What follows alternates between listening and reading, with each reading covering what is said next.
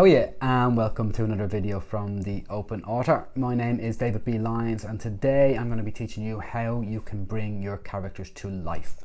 So I just have a few key tips on how you can make your characters pop from the page and become three-dimensional rather than two-dimensional. So why don't we get straight down to it?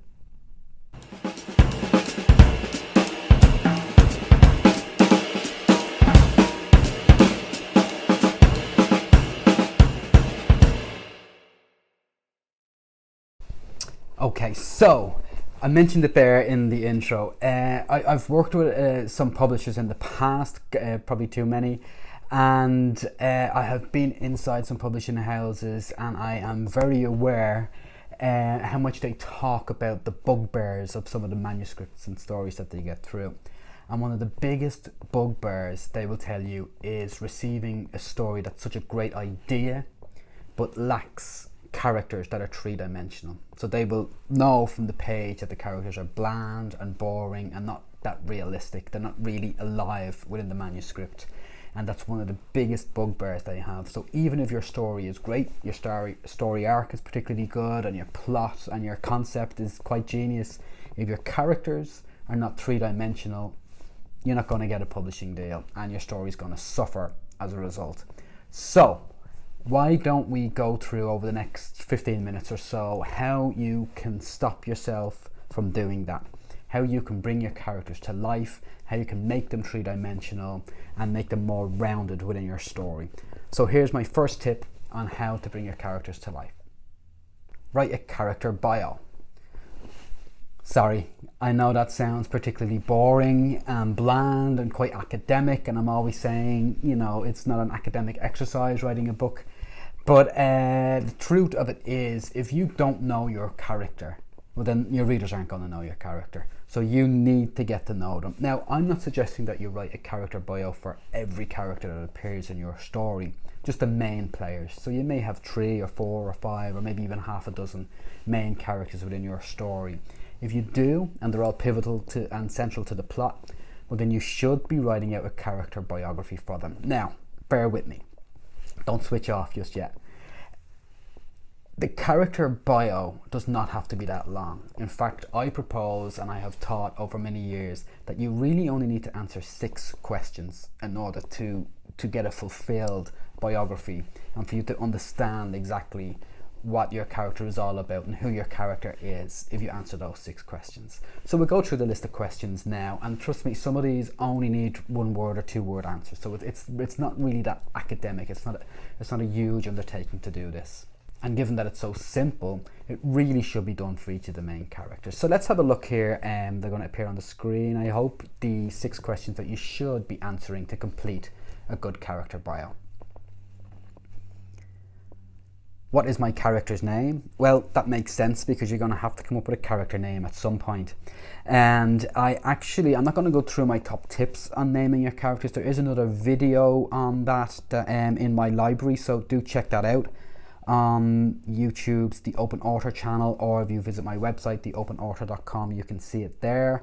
There are hints and tips on how to get the perfect name for your character. In fact, what I'll do is I'll put a link in the bio below this video that links to that particular one. The next question you'll want to ask yourself is, how old is your character? So as I said, an awful lot of these questions, they don't need big answers.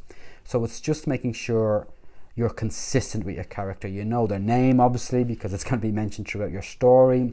And even if their age isn't mentioned through the story, it's key for you as the god of this character, because you created him or her, that you know how old they are, because you want to work on their maturity levels as well as many other aspects, so some pop culture references or whatever. So even if you're not mentioning the age in the story, although most characters, I suppose, their age does come through in the story, but even if you're not, it's key for you as the author of this character that you know their age and their mindset. Now, another question you'll want to ask yourself is, where does my character live?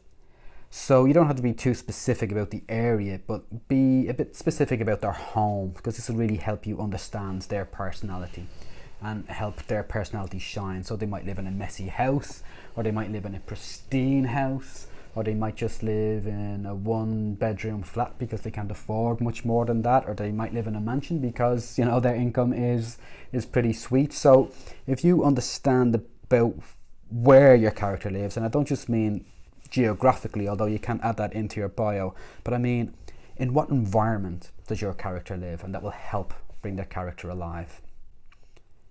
Who does your character live with? So this probably wouldn't seem so important at a basic level, but when you dig into it, it will help you understand who your character is. So is he or her married, for example? Are they married with kids? Or are they students living perhaps in a student digs? Do they live alone? Because that might say an awful lot about the character themselves. Are they still at home with mommy and daddy? Is it just mommy because daddy left? So who do they live with will really form part of their character. And in an awful lot of academic terms, when professors and lecturers are teaching about writing character bios, they don't necessarily mention this, and it's one that I think is quite key. So who does your character live with will help you form a personality for that character. Another question you might want to ask in your character bio is, what is my character's backstory?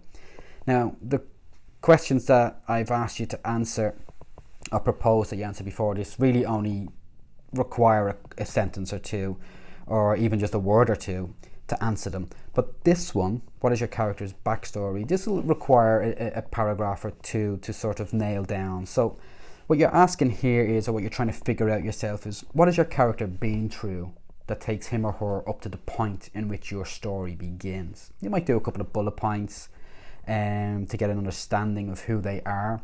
But once you complete this, and you complete it satisfactorily, I think you'll be really happy, because it will help you in your own mindset to form that character personality and help define their mindset, which is really what you're doing this character bio for.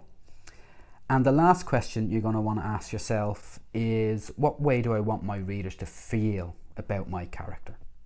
So you know from the outset that if you want this character to read as sympathetic, that you'll always be drawing him or her on as sympathetic as you're going through their story. So do you want your readers to hate the character, for example? Do you want them to have empathy for your character? So sort of work it out. What way do you want your readers to feel? Because then that will help you as you are forming the character within your story. So again, this will need more than a couple of sentences. You might do some bullet points on this one, but it's key to understand that. So I haven't just come up with these 6 questions as, you know, an easy route to writing a character bio. Each of the 6 of them are key to bringing your character to life. Now, you're not writing this character bio for anybody other than you, the author of these characters. So nobody else is ever going to read this, but it's key that you sort of take notes on this, maybe on your laptop, or maybe you're a handwriting type of author. But get the notes down, because you can refer to them constantly. But if you're writing or if you're typing them down, well, then they tend to seep into your mind. But the answers, I promise, to each of those 6 questions in your mini character bio are key to dragging the character from 2-dimensional into 3-dimensional in your mindset, of course, because you're doing this character bio before you even start to write your novel. But each of the answers that you give in this will help shape that character in your novel. So although I'm always preaching and telling people who watch these videos, it's not academic. You don't have to go back to school or to university or college to learn how to write a book. But I guess writing a character bio may be seen as academic. It's certainly seen as an exercise, but it's one I urge you to do to really help your characters come alive. Now, the second tip that I will give you to help your characters come alive, apart from writing a character bio, is get a visual. Now, years ago, when I started teaching creative writing at a college back in Dublin in, 2005? No, the end of 2004 into the 2005 year. The internet was really just a baby. I know it's still a baby now, but it was so brand new that I hadn't quite figured out just how genius it was. So when I used to tell my students to get a visual for that character, as I'm telling you now, I used to talk about genuinely drawing a sketch. So you might sketch out whether you're good or bad at art, whether you have that hand-eye coordination or not. It was just to give yourself a visual of what the character looked like. But now, of course, because we have the internet on tap and Google at our fingertips, it's very easy for me to have an idea that, you know, my character is a middle-aged woman about 50 years old with blonde hair. She wears tin-rimmed glasses. She's quite attractive, or certainly would have been attractive, was probably aged since. So if I have sort of rough little ideas of what my character might look like, I can just Google all of those features and click images on the Google sub menu, and I will get a host of pictures of women who are middle-aged, who are blonde. So you can find your character online. You can find your character's visual online, should I say. The character bio, of course, will come from your own mindset. So I often do this. For my main characters in every novel, I always pull an image from Google onto my desktop of my laptop, and I look at it and I write my character bio, put that image into the character bio, so I have a full understanding in my own head of who this character is and what he or she looks like. So you're writing your character bio, and by the time you give them a visual, well, then you're really starting to bring the character to life. But another key way to make them come alive is to find their voice. Now, the first two tips that I gave you, writing a character bio and getting a visual, they are exercises you should undergo before you even start writing your novel. But finding the character voice is something that you will be doing as you're writing your novel. So the thing here is to literally just close your eyes, and because you have a visual for this character and you've written the bio so you understand who they are, what their background is, where they live, who they live with, you have an understanding of their social status and everything about them, their personality. If you close your eyes and think about how they would speak, well, then it will help you enormously when you're trying to make that character pop off your page and become three-dimensional, which, remember, is the goal of this whole lesson, is to make your characters three-dimensional. So, you know, it's very easy for authors, experienced or first-time authors, when they're writing dialogue, to just write the formulaic piece of dialogue that comes through their head. So I'll give you an example. Have a look at this. So your character might be saying something like, or asking a question like, but how are you going to get there? And that might be the default way you would write that question.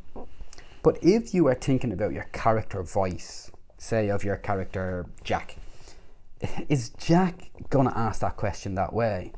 Would Jack not ask it, how are you going to get there? In a more authentic way. So that's his voice. Now that's a bit of a small minor example there. But you need to understand what your character's voice is, so every time you're writing their dialogue, the character is true to themselves. So rather than going for that default idea of asking the question in full, you might realise that Jack would actually ask a shortener. He wouldn't pronounce the word you, he'd probably pronounce it yeah. And he probably wouldn't say going to, he would probably say going or gonna. So just get used to your character voice. And as I said, it's only a matter of closing your eyes, and because you've written a character bio and you have a visual and you understand who the character is, well, then you will start to hear their voice as they're talking. So when you're writing their dialogue, if you bear this in mind, well, then you will get a more authentic character and a more three-dimensional character, which, as I said, this video is all about. Now, you don't necessarily have to put pressure on yourself to get voices right in your first couple of drafts. I do have a method that I think I have actually spoken about in these videos before, about painting on that character voice in further drafts, when you're in draft 3 or 4, as you're going through your manuscript. And I'm going to go through a key tip now that will help in that regard. So my fourth tip to make your characters come alive is to let the music do the talking. Now, I've mentioned this before. In draft 4 of my manuscripts, what I do is I try and get inside my characters' heads, and I do this through music. So, for example, if Jack, the character I've just dreamt up there in the last couple of minutes, is, say, a 40-year-old man who grew up in the middle of England, Well, then I know that, you know, Jack was a teenager in the mid 90s, so he probably would have been one of these big Oasis or Blur heads, a big Britpop fan. So as I'm going to go back through all of Jack's chapters, or all the chapters that Jack appears in, what I will do is I will listen to Blur and Oasis and get into that Britpop sort of frame of mind. I will let the music do the talking for me and let it help me get into that frame of mind, into Jack's headspace. And as I'm listening to Blur or Oasis or whatever it is, depending on the character, I will rewrite Jack's dialogue, because I have a feel for him, because I'm allowing the music a different sense to sort of seep into my mindset and into Jack's mindset. So I know it sounds a bit pretentious, listen to music to get inside your character's head, but you know, I don't give a shit if people think it's pretentious. It works for me, and it's worked for students that I've taught before, and it really will help you bring that character to life. It gives that extra dimension that you're really looking for. Okay, so figure out what sort of music each of your main characters would listen to it to try and get into their headspace, and then rewrite all of the scenes that they appear. Now, I'm not saying you're going to rewrite heavily. What you'll find is you'll be rewriting their dialogue to fit with their voice, and you might also rewrite some certain elements that would give your character's personality that you've already painted on. So for example, you might write something like a silence settled between them, and then after you're going through that in Jack's headspace, because you listen to his music, you'd kind of realize, well, Jack doesn't really sit in silence. He's sort of too antsy. He's got a real active mind, so Jack wouldn't necessarily sit just in silence. So you might rewrite that now, because you've been listening to the music and you'll be getting into Jack's head, and it might then read a bit more like this. Jack pursed his lips to ensure he didn't say anything else that might upset Mary. Then he twiddled his fingers. He'd always felt uncomfortable when a silence filled the air. So you're not just saying a silence settled between them, you're sort of giving a little bit of a hint to Jack's character. He can't sit in that silence, so he's twiddling his fingers and pursing his lips because he's afraid to say anything. So he's sitting in silence in his own way, rather than just the generic way of a silence settled between them. So that's what you'll find music is doing for you as you're listening to it. It's giving you more of an understanding of the mindset of the character that you had written the character bio for and got an image for before you start writing. And now that you're writing and redrafting, you're getting into your character's mindset even more so. So I hope those hints and tips will help you with your characterization as you're building characters. I don't want you to try and figure out your character as you're going. So it's important that you sort of write that bio and you get that image for your character, and you sort of think about finding their voice by closing your eyes and hearing them speak early doors. Because it's very obvious when I'm reading a manuscript and I notice the character changing as it's going on. A sort of an inconsistency in personality or inconsistency in character traits is a real bugbear, and it's not going to land you a publishing deal. So it's important that you keep that character consistent. Of course, the characters may have an arc and they might change as your story's progressing, but once you're aware of that and you're painting that on constantly, and you can only do that once you sort of figure out who your character is, that's absolutely fine, of course.